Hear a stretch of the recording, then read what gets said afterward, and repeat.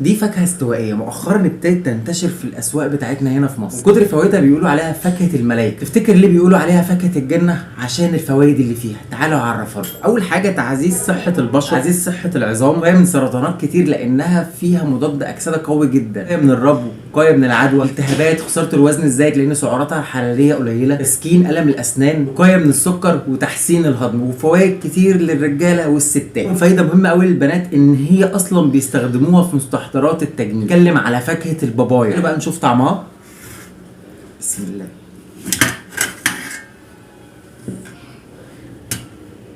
دي شكلها من جوه، البذور بتاعتها بيقولوا انها مهمه جدا برضو، انها ممكن تتزرع. بسم الله.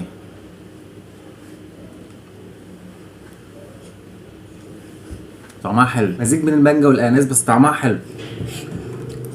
ايه رايك؟ ليه؟ حلو. دي هديك بين البطاطا والاناناس.